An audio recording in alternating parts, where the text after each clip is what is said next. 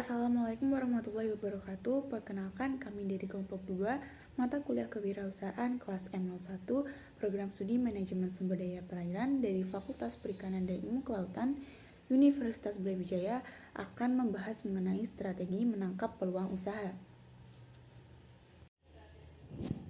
Adapun anggota dari kelompok 2 yaitu ada Tara Sukma Yusramdani, Zaki Muhammad Hidayatullah, Revi Triangga Yuda Pratama, dan Zana Clara Nurmalia. Perkenalkan, saya Tara Sukma Yusramdani akan membahas mengenai pengertian dari strategi.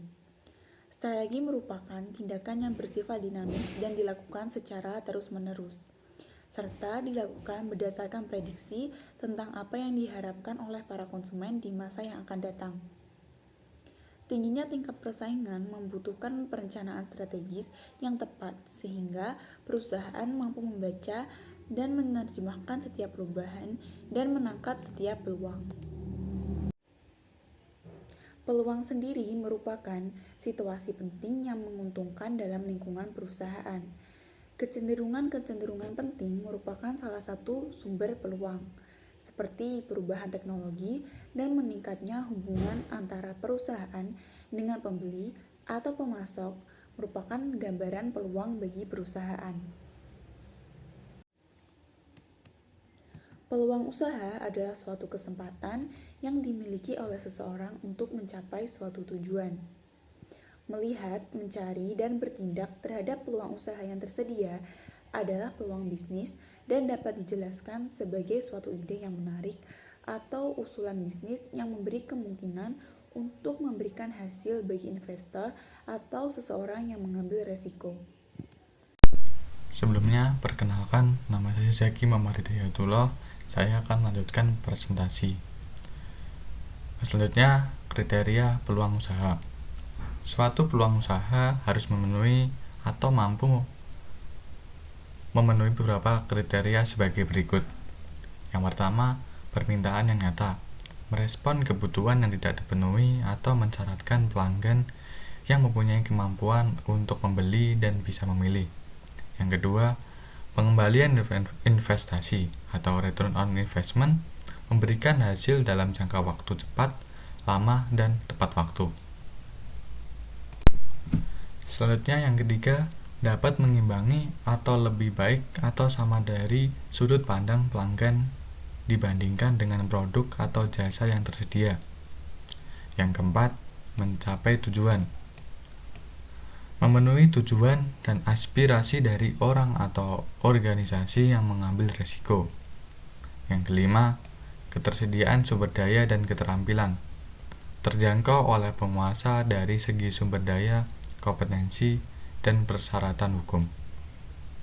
Selanjutnya, identifikasi peluang usaha. Mengidentifikasi dan menilai peluang usaha pada intinya menentukan resiko dan hasil atau imbalan yang menggambarkan beberapa faktor seperti di bawah ini. Yang pertama, kondisi industri dan pasar. Yang kedua, lamanya masa peluang produk. Yang ketiga, tujuan pengusaha dan kompetensi yang dimiliki pengusaha. Yang keempat, mengelola tim. Yang kelima, persaingan. Yang keenam, modal, teknologi, dan sumber daya. Yang ketujuh, kondisi lingkungan, meliputi politik, ekonomi, hukum, dan kebijakan pemerintah.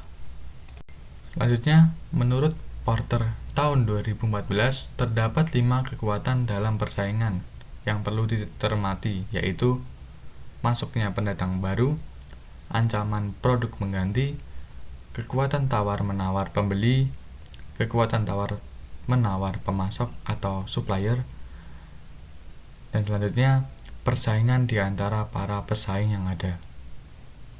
Contoh faktor strategi eksternal atau peluang suatu perusahaan. Di sini terdapat bagian yang pertama, peluang, bobot item, rating, dan bobot item egg rating. Yang pertama, kemampuan menangkap pangsa pasar yang baik.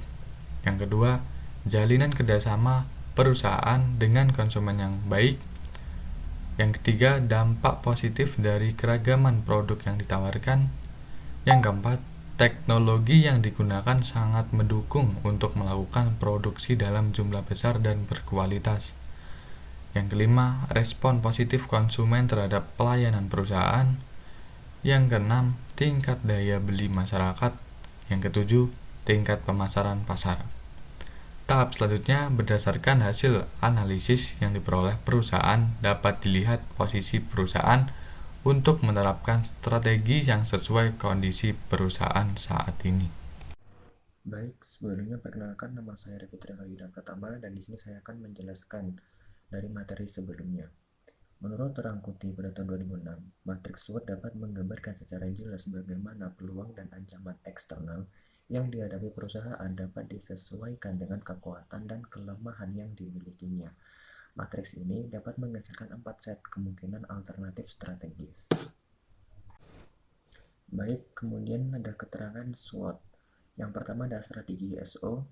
Strategi ini dibuat berdasarkan jalan pikiran perusahaan, yaitu dengan memanfaatkan seluruh kekuatan untuk merebut dan memanfaatkan peluang sebesar-besarnya. Selanjutnya ada strategi WO. Strategi ini diterapkan berdasarkan pemanfaatan peluang yang ada dengan cara meminimalkan kelemahan yang ada. Kemudian ada strategi ST.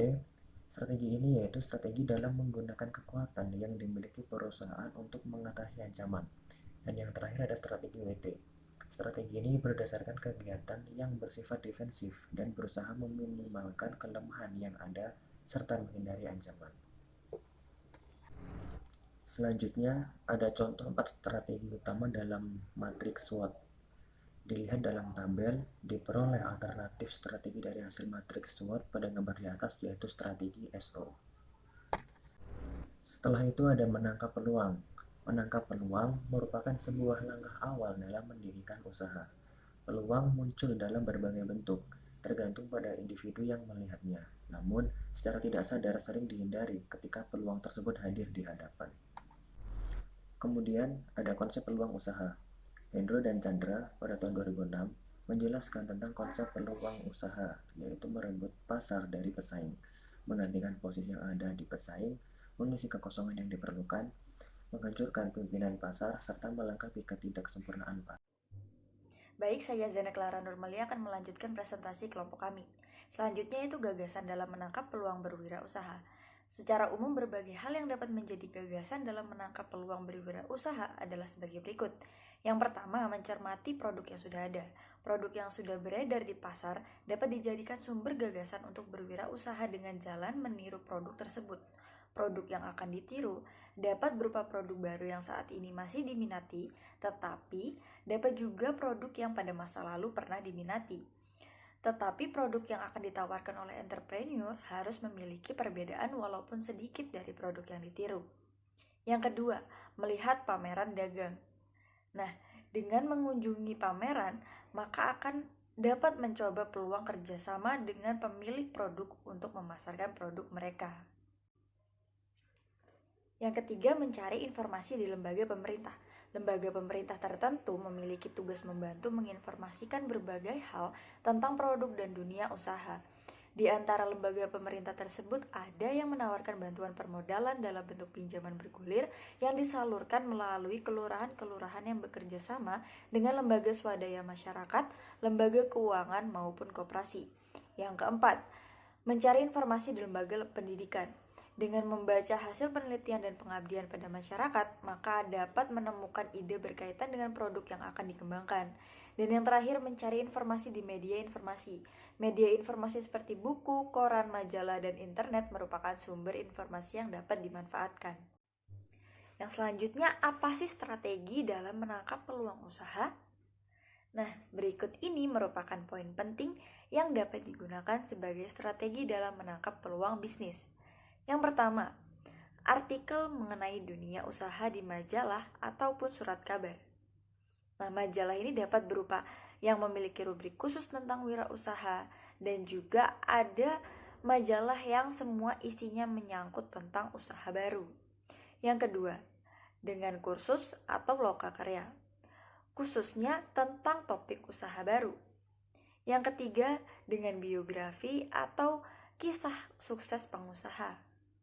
Nah, dapat kita lihat nih, banyak sekarang kan yang beredar buku yang mengangkat kisah wirausahawan dalam menekuni usahanya.